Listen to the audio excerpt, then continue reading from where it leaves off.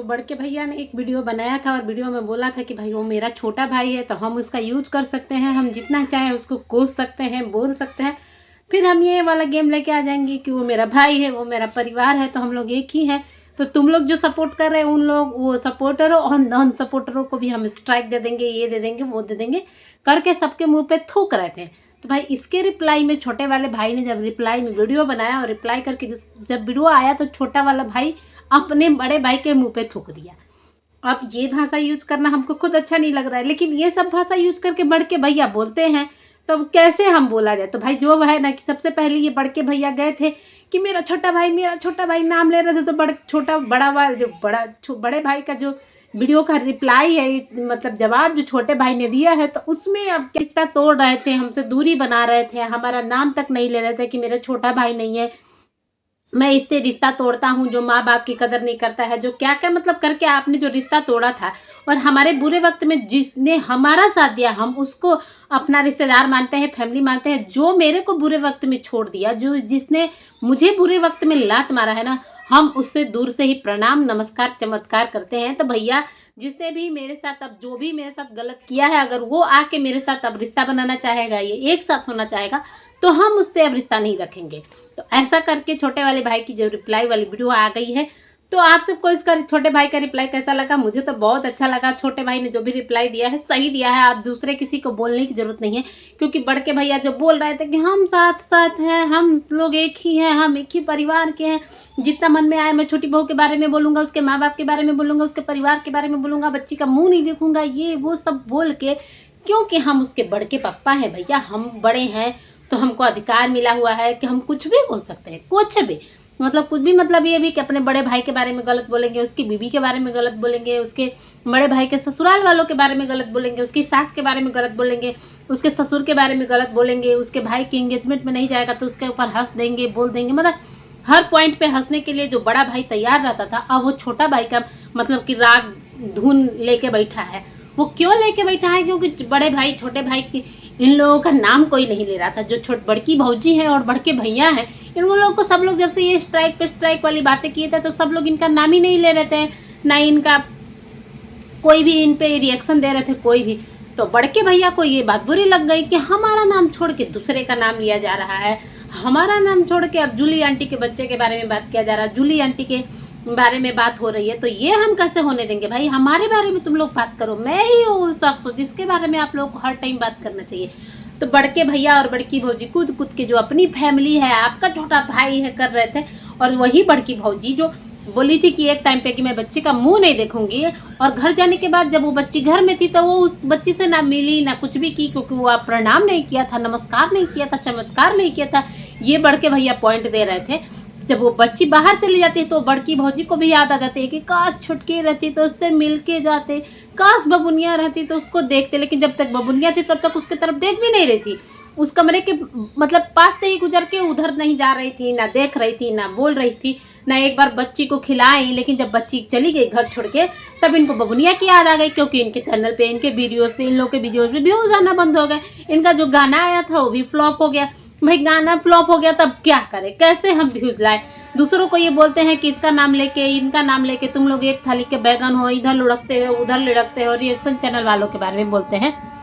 तो भाई आप जब इतने फेमस पर्सन, मतलब कि फेमस पर्सन है, आपका इतना फेस मतलब कि आप चमक गए हैं कि मतलब कि क्या ही बोला जाए आपको, कि सातवें आसमान का घमंड जो लेके बैठे हैं आप, फिर भी आपके वीडियोस पे व्यूज नहीं आ रहे हैं। तो हम लोग तो कुछ मतलब कि किसी खेत की मूली ही नहीं है, अभी किसी खेत की मूली नहीं है, तो हम लोगों पे क्या ही वीडियो पे व्यूज आएगा? जब आप लोगों जैसे 1 मिलियन की जो चैनल है उस पर व्यूज नहीं आ रहे, तो दूसरे के चैनल पे क्या ही व्यूज आएगा? ये आप ही जरा सोचिए।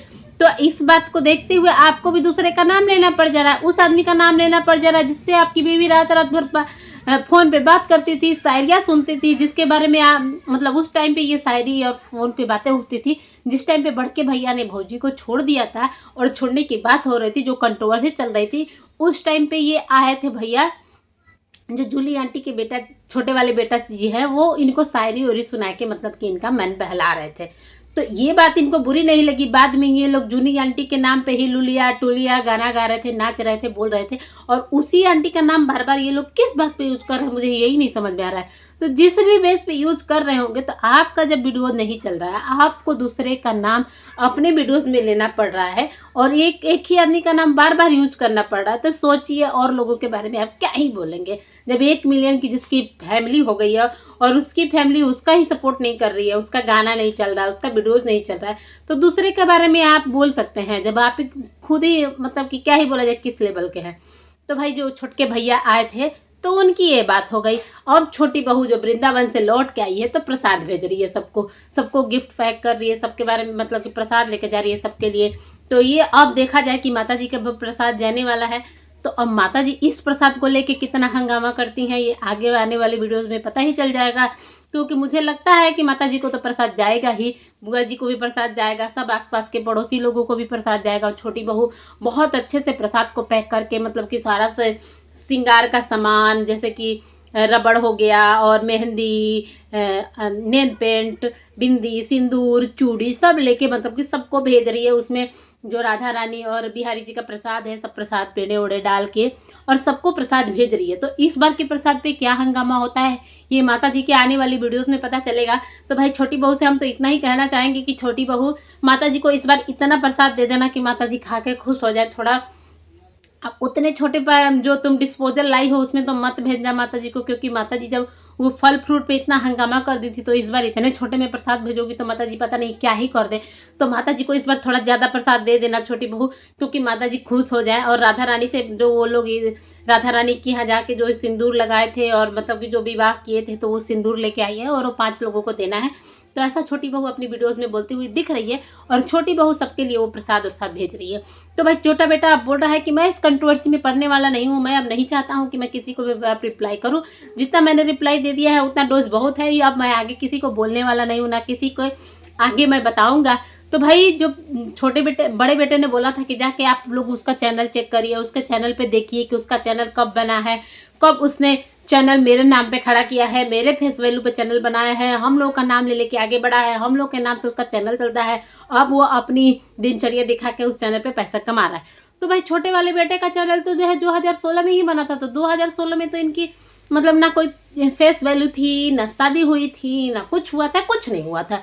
तो उस टाइम पे वो चैनल बना के जब आगे बढ़ गया, तो अब क्या ही बोला जाए कि अभी क्या बोल रहे हैं क्या नहीं, अब तो कुछ समझ में ही नहीं आ रहा है। तो आप लोग बताओ कि मतलब 2016 में जब वो चैनल बना के अपना वीडियोस वगैरह डाल मतलब कि 2000 चैनल में ही वीडियो बना लिया था, तब किसके फेस वैल्यू से वो अपना चैनल बनाया और किसकी फेस वैल्यू से वो अपना चैनल टिकटॉक पे वीडियो बनाया। जब वीडियो व्यूज मिलियन में चला गया तब लोग ये लोग यूट्यूब पे आए और वीडियोस बनाए, और इनकी फेस वैल्यू या फॉलोअर बोल लीजिए या जो भी इनका हुआ इनकम ये यूट्यूब से हुआ। तो 2016 में ही जो आदमी चैनल बना चुका है, और वो मिलते हैं आपसे भी नेक्स्ट वीडियो में। तब तक चैनल पर नए हैं तो प्लीज़ चैनल को सब्सक्राइब कर दीजिएगा, वीडियो को लाइक कर दीजिएगा, शेयर कमेंट करके अपनी राय देना मत भूलिएगा। और माता जी भाई ये भी बोल रही है कि मैं 12,000 की साड़ी नहीं पहनी हूँ, लेकिन अपनी बहुओं को 12,000 की साड़ी मैं पहनाई हूँ। मैं खुद रानी हार नहीं पहनी हूँ, लेकिन अपनी बहुओं को रानी हार पहनाई हूँ।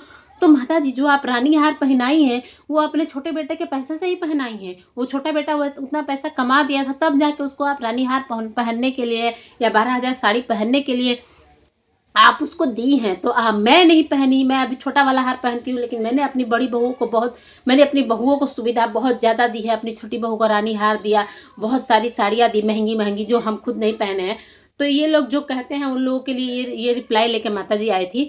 बाकी माता जी देखिए, जो भी आपके पास इनकम जा रही थी ना, छोटा बेटा और आप दोनों मिलके एक चैनल पे काम कर रहे थे, तो जो भी पेमेंट आ रही थी वो आपके पास जा रही थी। जो भी आपने शादी में खर्च किया होगा छोटे बेटे की कमाई ही किया होगा। आप बताइए, आप ही पहले बोल रही थी कि छोटा बेटा बहुत करता है, जो करता है उसका नाम लेते हैं। आप ये अपनी पीछे वीडियो में बहुत बार बोल चुकी हैं। तो जो रानी हार और सब बनाई हैं वो छोटे बेटे की कमाई से ही बनाई होगी। हमको नहीं लगता है कि आप अपनी कमाई से बना देंगी या उसको दे देंगी। पहले हमको लगता है कि अगर आपकी कमाई रहेगी तो पहले आप अपने बारे में सोचेंगे। बाकी आप सबका क्या कहना है कमेंट में बताइएगा जरूर। मिलते हैं आप सभी से नेक्स्ट वीडियो में, तब तक के लिए bye bye, take care, bye bye.